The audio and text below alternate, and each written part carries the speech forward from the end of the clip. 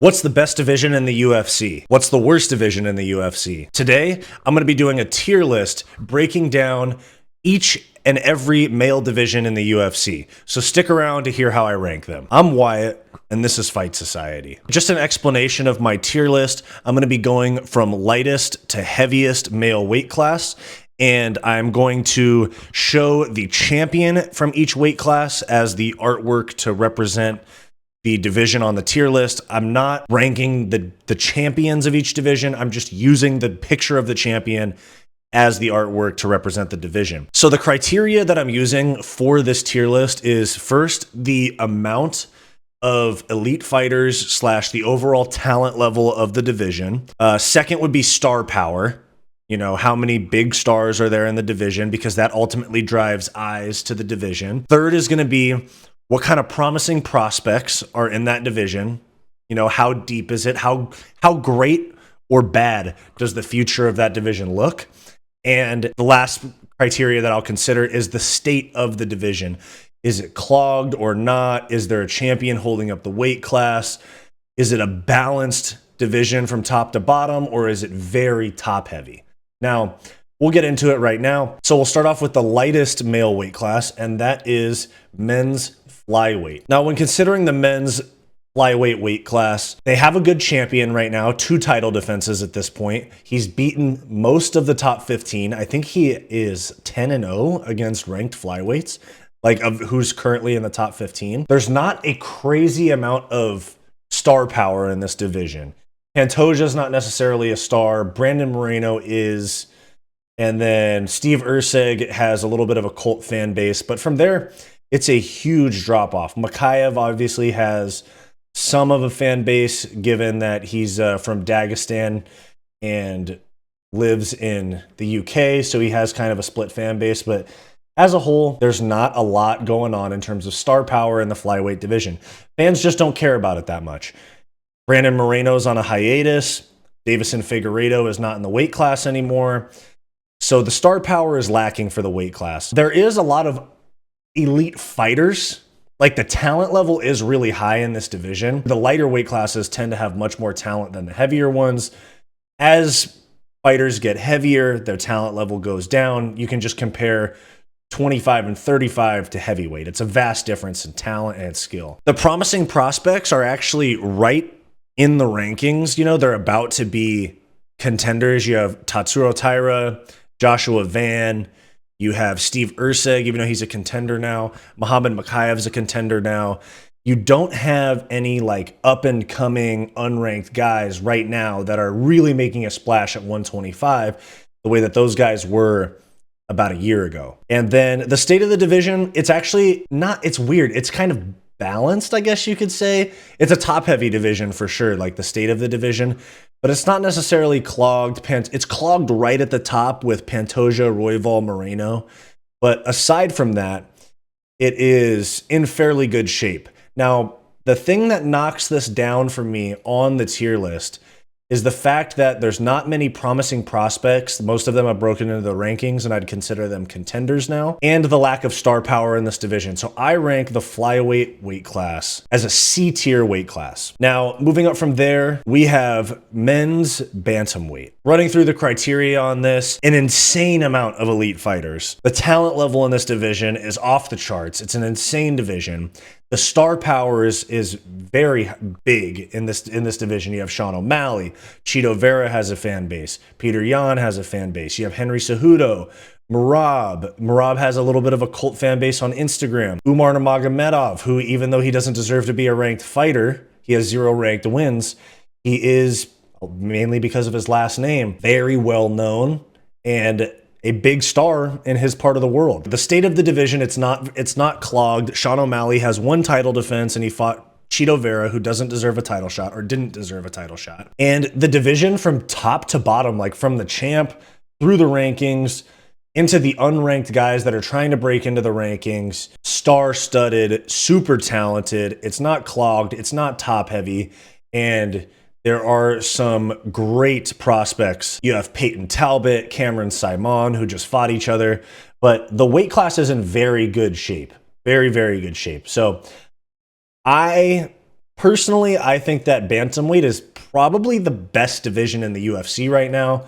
I have the bantamweight as an S tier weight class, 100%. In my opinion, the toughest and the best, most talented weight class in the UFC. Moving up from there, we have men's featherweight. The amount of elite fighters and talent in the division, very similar to 35, tons of talent all through the rankings.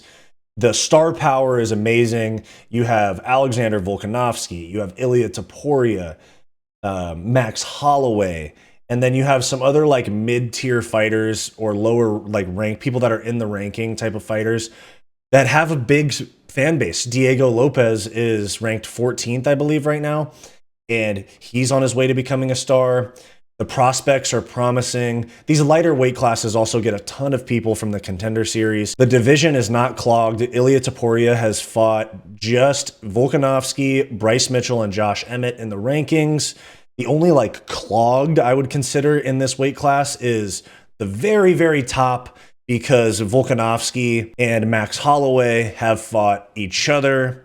They've both fought Yair Rodriguez, and they both fought Brian Ortega. So the very top of the weight class is a little clogged, but it is still a very, very wide open division, and it's not top heavy. You have promising prospects, star power. Just that little bit of clogged at the top in regards to the top 5 is what brings it down just a notch for me, and that's what makes men's featherweight an A-tier weight class in the UFC. We move on. We have 155 pounds, lightweight, champion Islam Makhachev. Now, the amount of elite fighters is insane. It's from top to bottom, insane weight class. The overall talent level of the division is incredible.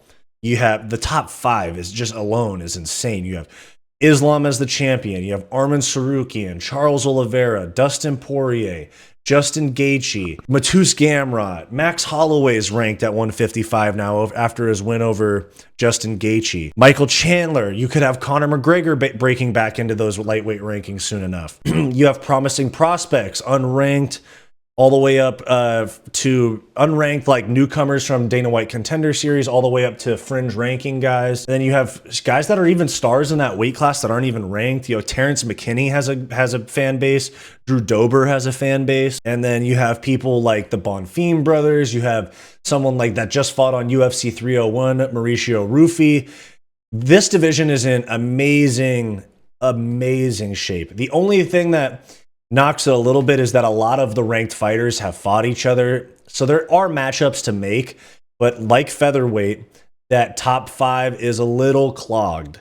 And we're on the verge of getting a lot of lightweight retirements. I think Dustin Poirier retires with his next loss. I think Justin Gaethje retires with his next loss. I think Islam Makhachev, given the if he follows in the Khabib path, he won't be around much longer. But given that the top of that weight class is slightly clogged, I am going to put them, even though I think it's a better weight class than 145, I am going to put lightweight as an A-tier weight class. About a year ago, I would have called it an S-tier weight class, but there is one division that's better right now. We move on to welterweight. Now, the amount of elite fighters from top to bottom is incredible. You have people like Leon as the champ.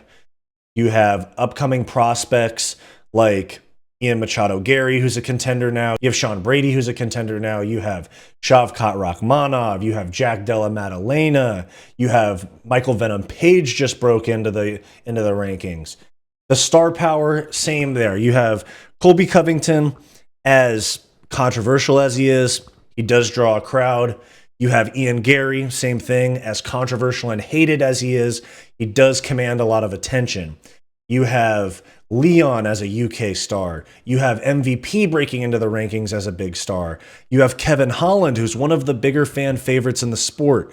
Shavkat Rakhmonov has an insane following in his part of the world in Kazakhstan. You have Jack Della Maddalena, who has a following in Australia. The star power of this division is incredible, and that's leaving out guys like Bilal Muhammad. And that's where people like Bilal Muhammad, people like Sean Brady that don't have the most insane star power, their talent is elite. And they also have promising prospects in this division. You have people like Michael Morales, who's very close to the rankings. Future of that division, in my opinion. Leon has only fought, as far as title fights go, he has only fought, actually just ranked fighters in general. He's fought Kamaru Usman, Bilal Muhammad, and Colby Covington. So that division's wide open from a title standpoint. Much of those guys have not fought each other. Colby has fought nobody except for Leon, that's ranked. Bilal has fought a few guys, but he's fought like Michael Chiesa, I believe, who's not in the rankings anymore. He's fought Wonder Boy, who's like 7 or 8 right now. There is a ton of matchups to make at 170. And then the state of the division as well, it's not clogged. There's a ton of matchups to make. Leon's options are wide open after the Bilal fight, which I think they're going to do next, but his options are wide open.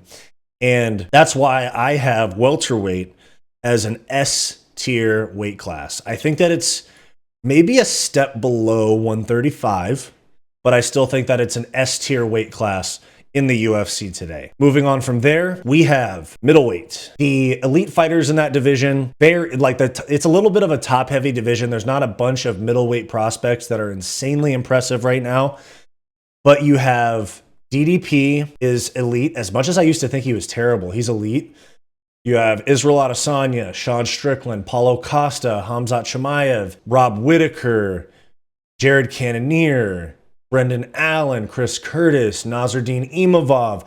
The talent level at middleweight is insane in the ranking. The star power is also insane. Absolutely insane. The state of the division, a lot of guys, ranked fighters, have fought each other. Even if DDP as the champ has not fought that many guys in the rankings, you know, Darren Till, not in the UFC anymore. Brad Tavares, not in the UFC anymore. So his not in the rankings. He's still in the UFC. But so is DDP's ranked wins, I believe. Oh, and Derek Brunson, not in the UFC anymore. So DDP's ranked wins are actually just Rob Whittaker and Sean Strickland. But those are 2 very good wins. As much as some of you guys think that DDP didn't beat Sean Strickland, he did. He's not the strongest champ. I think that he's probably the most vulnerable champ in the UFC right now. I think that Israel Adesanya is a tough matchup for him. I still might pick DDP in that fight, but it's a tough matchup. I think that DDP's skill level is not the highest. I think he's more of a bulldozer. And against the more skilled guys, I think he could lose. I think he could lose to Whittaker if Whittaker was in the right mindset. I think he could get picked apart by Izzy potentially. I'm not saying he will. And so, but it is a star-studded weight class with a ton of top talent. And that's why I have middleweight right next to 155 and 145 as a tier weight class. We move on from there. We have light heavyweight. The champion is Alex Pereira. The amount of elite fighters is not really up there. It's a very top heavy division in the top 8 or so, top 6. You know, you have Yuri, Alex Pereira, Jamal Hill, Magomed Ankalaev, Alexander Rakic. But when then it starts to drop off from there. You have Johnny Walker is just on everyone's highlight reel. Khalil Roundtree, we'll see if he's elite, but he does have quite a few losses. The prospects, there isn't very many super promising prospects at 205. The state of the division, Alex Pereira only has a title defense against Jamal Hill, and he does have a win over Yuri. But aside from that, the division's relatively wide open. The only thing that really, it's a very top-heavy division as well, but the star power of people like Alex Pereira, Yuri Prohaska, those guys actually bump it above flyweight to me, but it's not an elite weight class right now. So I have light heavyweight as a B-tier weight class. We move on. The very final division, men's division in the UFC for me to talk about, is heavyweight. Now, talent level is worst in the UFC. The amount of elite fighters are all at the top. Tom Aspinall, Sergey Pavlovich, John Jones, Stipe, I guess you could still call elite, Cyril Gane. All of the elite fighters is like the top 5. There's no elite guys that are ranked like 12th like there is at 145, 155, 135, stuff like that. The star power is also pretty lacking. I mean, you have John Jones, Cyril Gane's big in France, Tom Aspinall's big in the UK. You have Tai Tuivasa as a fan favorite. But the star power is very lacking in this weight class. And really not any like insane promising prospects coming up right now where people are like, whoa, look out for him. And it's clogged. John Jones is holding up the division. We have an interim champ that's not getting the next title fight. And that's why heavyweight is a D tier weight class. Heavyweight is the worst division in the UFC. And I think the reason that the lighter weight classes are much better in the UFC is because the bigger athletes that would be 205ers or heavyweights, still, even though MMA is more popular, those large athletes, they play football, they play basketball, they play baseball, whereas undersized elite athletes find other sports to get into. Especially in America, smaller guys will get into jiu-jitsu and MMA before someone that could be an NFL linebacker. And that's like about the size that a UFC heavyweight would be, is like 6'4", 250, like an NFL linebacker or a power hitting first baseman in the MLB, or a pitcher that throws 95 to 100 miles an hour in MLB. Those guys play conventional sports. And that's why the lighter weight classes end up having much more talent. Also, they're just better cardio because they're smaller. There's less weight to move around. But that's why the lighter weight classes on average are better. Now, because MMA loses out on the top athletes at 205 and heavyweight to conventional sports, football, baseball, basketball, things like that. And then the lighter weight classes, if someone like Brazil, I think like 125, a lot of those guys, even though MMA is a part of their culture there, I think a lot of people end up playing soccer. So there's my UFC divisions tier list. I have S tier, bantamweight, 135 pounds. Welterweight, 170 pounds. A tier is lightweight, 155 pounds. Featherweight, 145 pounds. And middleweight, 185 pounds. B tier is 205, light heavyweight. C tier is flyweight, 125 pounds. And the worst division in the UFC, bar none, is heavyweight, 265 or 205 plus, I guess you could say. So there is my UFC divisions tier list. Let me know what you guys think in the comments down below. Let me know if you think you'd place anybody in a different spot. I think a lot of people would probably place 155 in the S tier and maybe 170 in the A tier, but this is how I see it. So let me know your thoughts down below. Thanks for watching this video. Make sure to like and subscribe. If you want access to extra content aside from my regular videos, click the link in the description down below to become a channel member and get access to members-only live streams and other bonus perks. Or click the join button on our channel homepage. And if you're interested in some non-MMA content from me, check out my weekly podcast, the Hissyfit podcast, and check out my personal channel, Wyatt's World. I'll have them both linked in the description down below. Go watch this suggested video, and I'll see you next time.